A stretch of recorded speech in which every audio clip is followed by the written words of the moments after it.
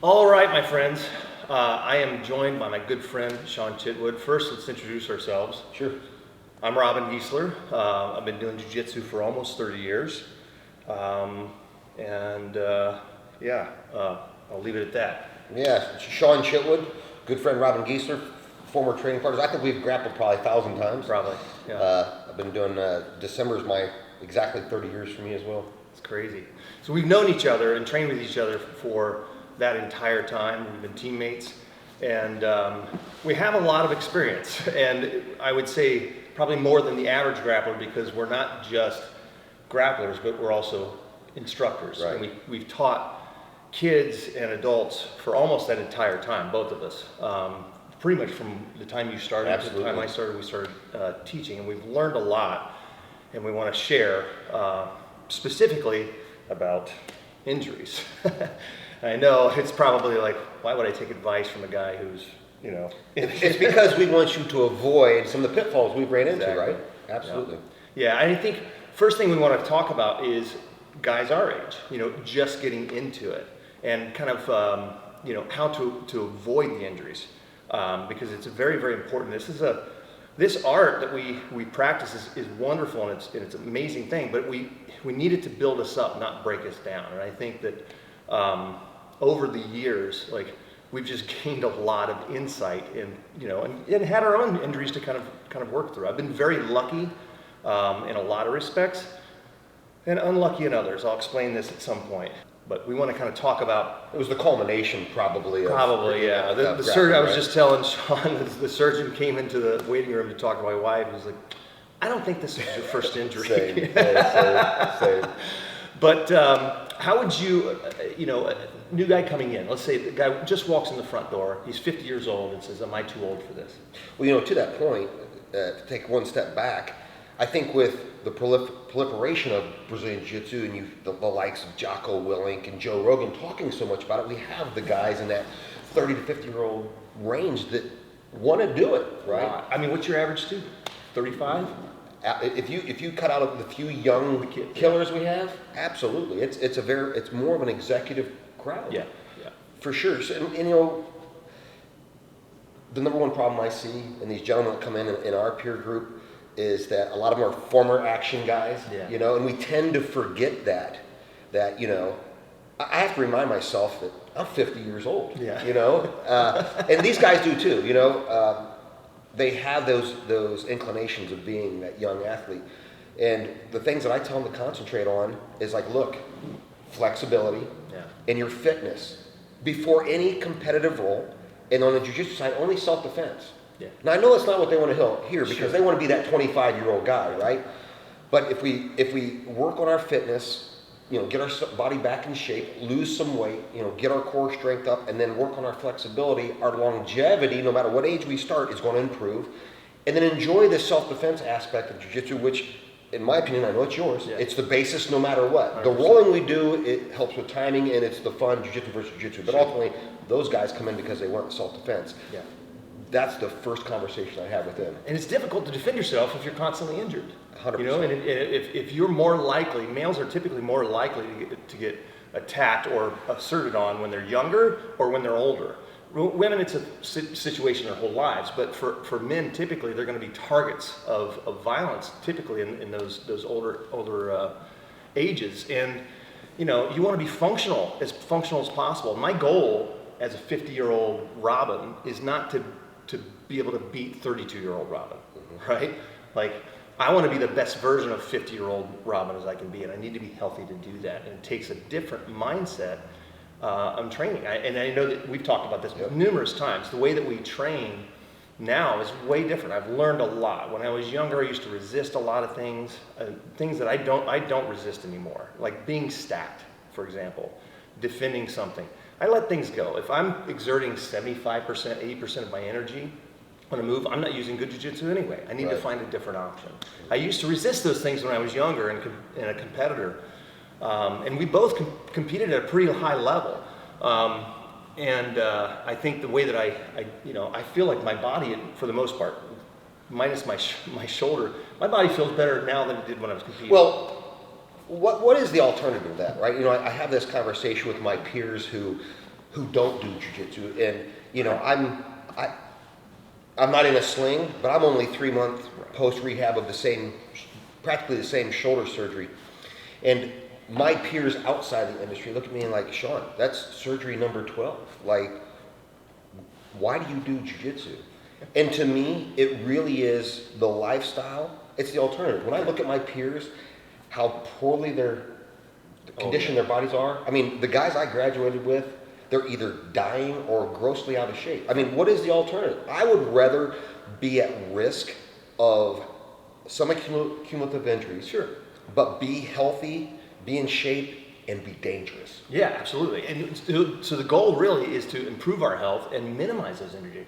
Look, we are studying, or if you're a grappler now, you are learning the art of how to most efficiently dismantle a human body. That's absolutely what it is. And we have to have full faith in our partners. That's why you build such good camaraderie in this art, because you're putting your full faith into this person. You're trusting them with your body. I shake hands to train with you, slap hands, bump fists, whatever. Like, I'm giving you my body to practice this with, and I'm trusting that you're not going to injure it. And so you have to look at it the other way as well. I think for those, going back to your question of when we have that 40 to 50 and older grappler coming to our location, you know, after we talk about flexibility and fitness and self-defense first, competition will come after flexibility and fitness.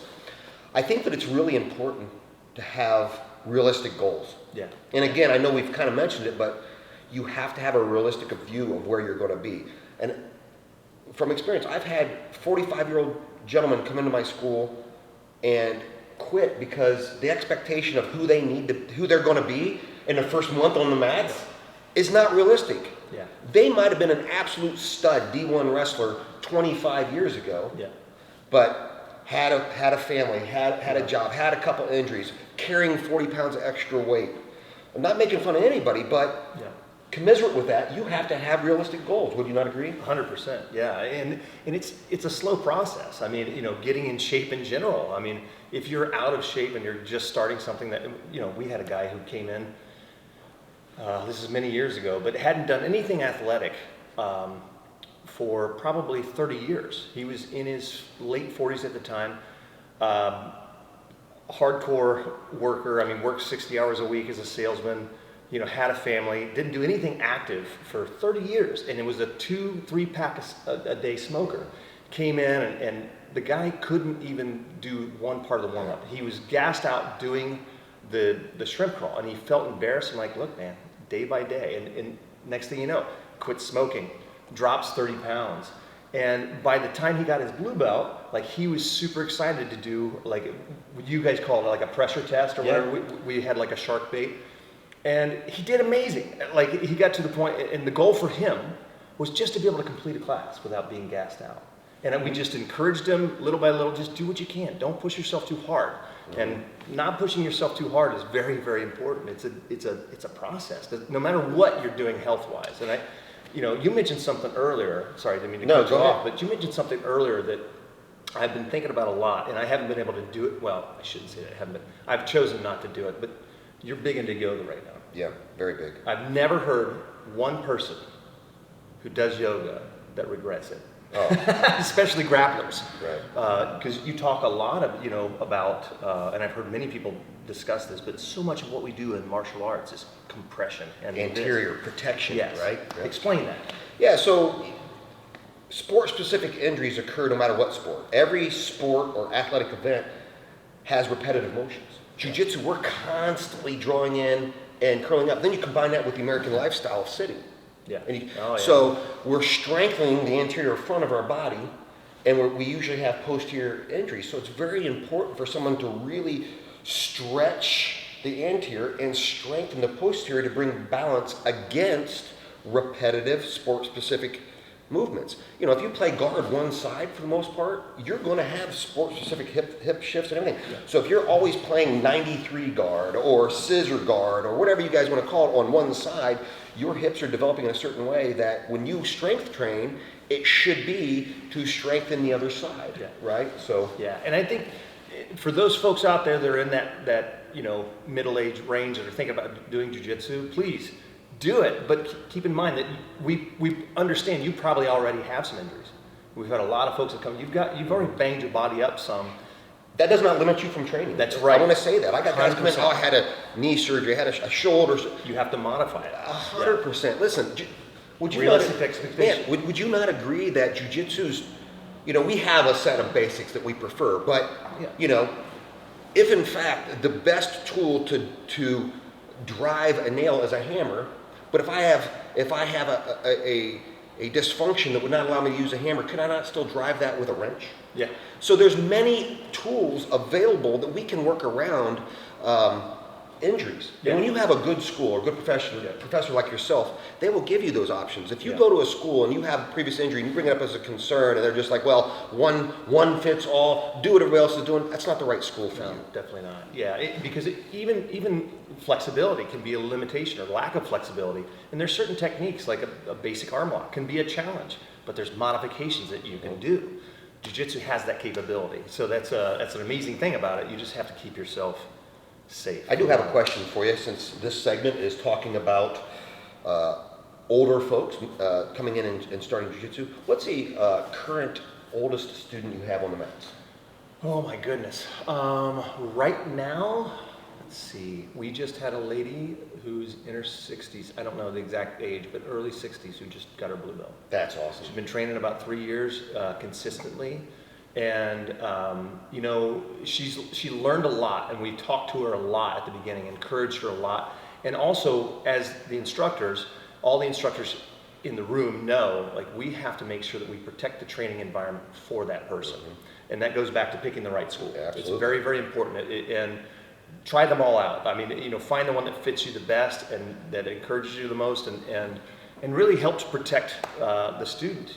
So we had to make sure that, okay, the 200-pound white belt, that's not the person for you to roll with, right? Correct. You need to train with the instructors or somebody in your same demographic. I find that physical demographic. I find a lot of times that I, as the instructor, have to put up the stop sign and say I have to be the smarter one, because if I have, and I've had this happen often, that gentleman who comes in at whatever middle age and is 60 pounds overweight, but that male ego, or even the female ego, is like, no, I don't want to not try it. I don't want to turn people down.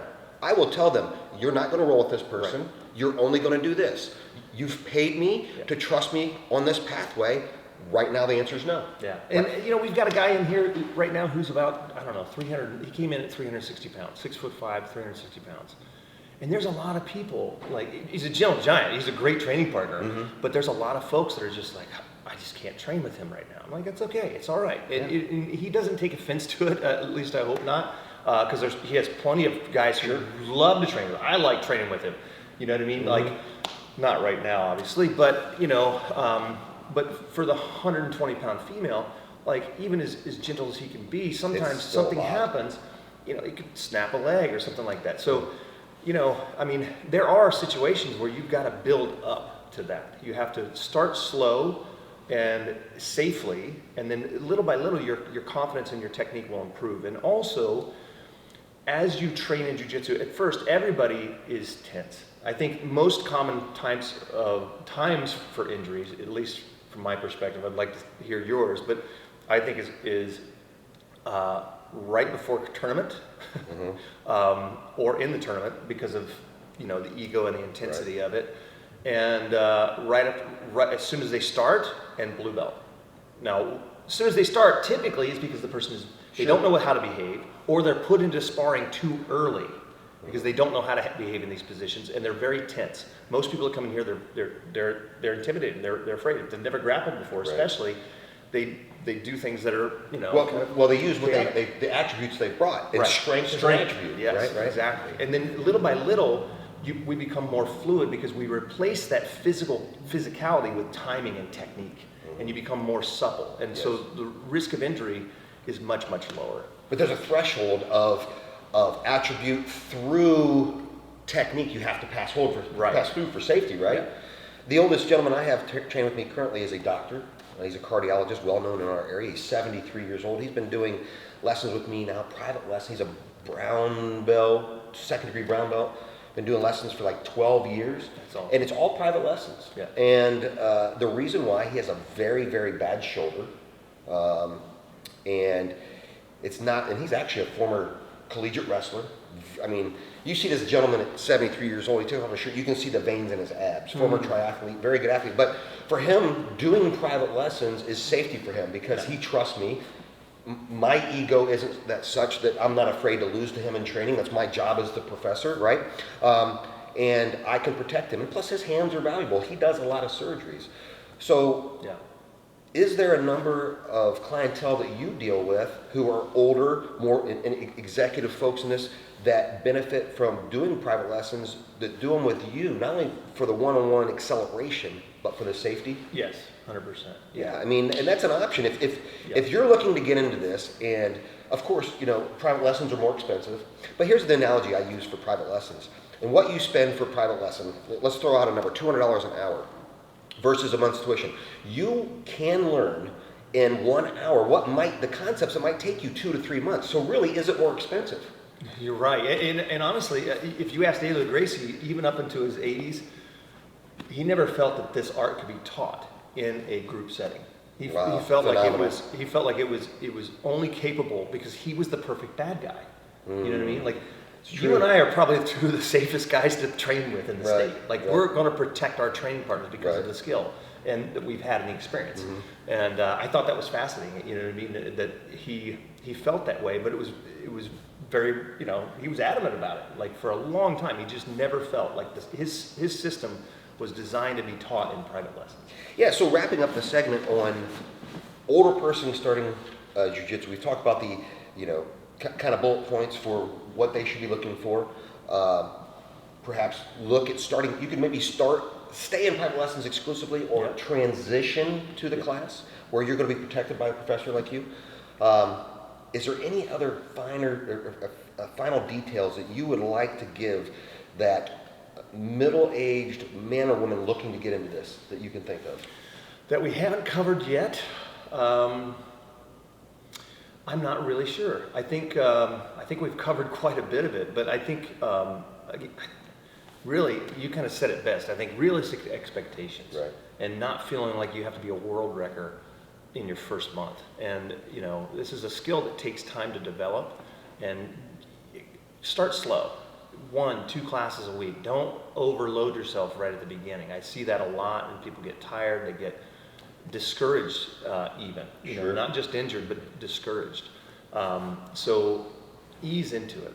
Even the young guys have to ease into it. So take your time. Start slow. If you need a break, if you need to slow, you know, talk to your instructor. Let them know where you're at in your physical level, and I'm sure if they're a good school, they're going to accommodate you. Sure. They're going to, you know, still help you progress and coach you, but they're going to be understanding. I think the final thing I would say is, if you're watching this video and you run an academy, I mean, I think one of the things that we can help as academy owners, as being successful academy owners. We're here at Gracie, Ohio, and this facility is just absolutely gorgeous. I'm very proud of my peer and his growth and his success.